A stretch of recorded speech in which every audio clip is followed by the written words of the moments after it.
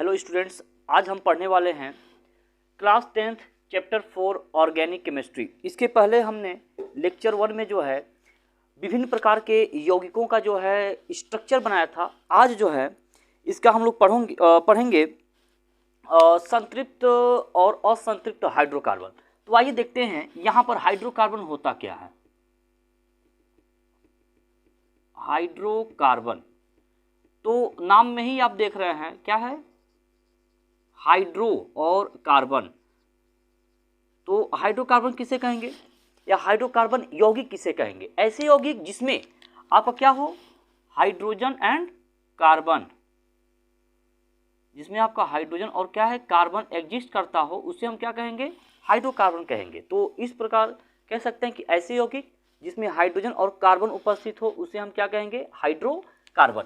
ये आपके दो प्रकार के होते हैं। ये जो है आपका कितना होता है, दो प्रकार का होता है। पहला क्या है,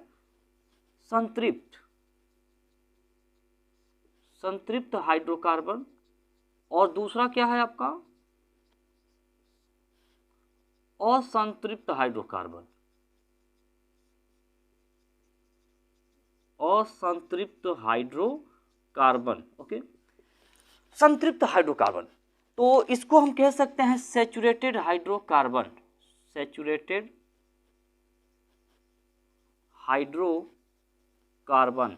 और ये है आपका अनसैचुरेटेड हाइड्रोकार्बन, ओके। तो यहां पर हम देखेंगे कि सैचुरेटेड हाइड्रोकार्बन होता क्या है। ऐसा हाइड्रोकार्बन जिसमें carbon carbon single bond exist करता हो उसे हम क्या कहते हैं, संतृप्त हाइड्रोकार्बन। और इसे हम एल्केन नाम देते हैं। क्या नाम देते हैं, एल्केन, ओके। और इसे हम एक अन्य दूसरा नाम भी कह सकते हैं, पैराफिन, पैराफिन, ओके। तो आइए देखते हैं एल्केन। एल्केन क्या है आपका, सिंगल बॉन्डेड कार्बन, अर्थात कार्बन कार्बन के मध्य जो है सिंगल बॉन्ड अगर एग्जिस्ट करता हो, पाया जाता हो, तो उसे हम संतृप्त हाइड्रोकार्बन कहेंगे। और असंतृप्त हाइड्रोकार्बन क्या है, कार्बन कार्बन के मध्य डबल बॉन्ड या क्या हो, ट्रिपल बॉन्ड पाया जाता हो, तो इसे आप कहेंगे असंतृप्त हाइड्रोकार्बन। तो जो डबल बॉन्ड है इसका नाम हम देते हैं एल्कीन। क्या नाम देंगे आप इसका, एल्कीन नाम देंगे। और जो ट्रिपल बॉन्ड है इसका नाम आप देंगे एल्काइन, ओके। एल्केन और एल्काइन। इसके बाद आप देखेंगे एल्केन संबंधित यौगिक। तो यहां पर हमारा पहला इसमें आता है संतृप्त हाइड्रोकार्बन में एल्केन, एल्केन। तो सबसे पहले हम जानेंगे कि एल्केन का जनरल फार्मूला क्या है। तो एल्केन का जनरल फार्मूला क्या होता है, CnH2n+2। ये एल्केन का जनरल फार्मूला है। और इसका IUPAC नेम लिखने के लिए सफिक्स में, सफिक्स का मतलब होता है अनुलग्न, हिंदी में आप इसे कहेंगे अनुलग्न, अनुलग्न। तो यहां पर देख रहे हैं आपका क्या है, एन। तो अनुलग्न में हम क्या लगा देते हैं, एन लगा देते हैं।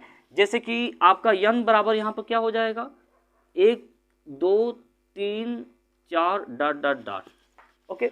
तो आप कार्बन 1 कार्बन 2 कार्बन 3 इनका जो है आप नामकरण कर सकते हैं, नाम जानते होंगे। तो यहाँ पर हम जो है यन की वैल्यू 1 रखेंगे तो क्या आएगा आपका, C1 2 एकम 2 2 2 4। तो यहाँ पर आपका प्रथम जो है यौगिक जो आएगा वो हो जाएगा आपका CH4। नेक्स्ट क्या हो जाएगा, C2H, यहाँ आ जाएगा आपका 6। नेक्स्ट क्या हो जाएगा, C3H8। और नेक्स्ट क्या हो जाएगा, C4H10, C5H12, C6H14।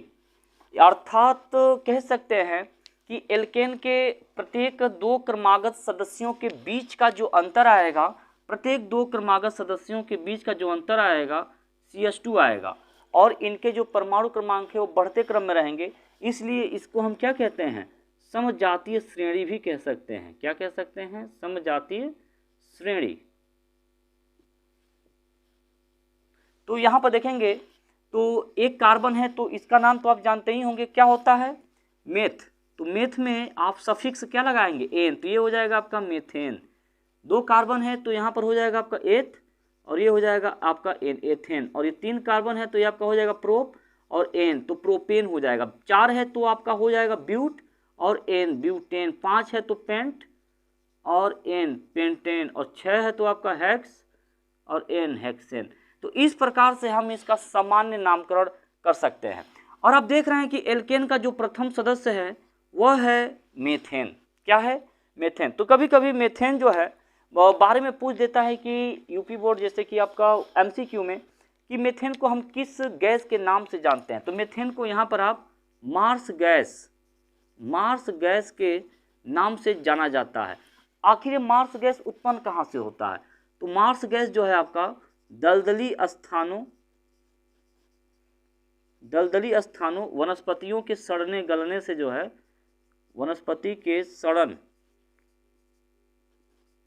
वह गलन से जो गैस उत्पन्न होती है वह आपकी होती है मार्स गैस। ठीक है, जो कि ईंधन के तौर पर ये कार्य करता है, ईंधन के तौर पर अर्थात जलने में ये सहायक होता है।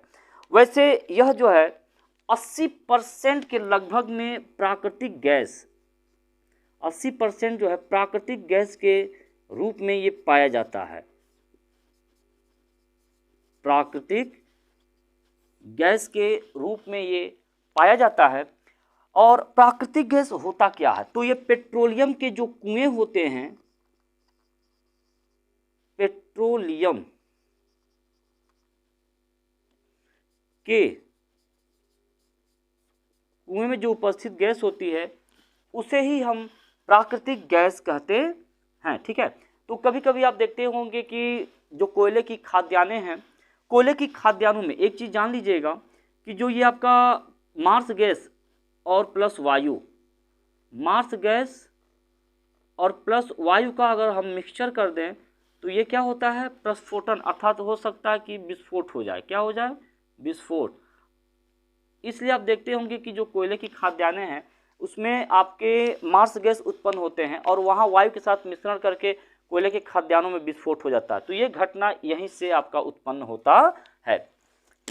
तो नेक्स्ट है आपका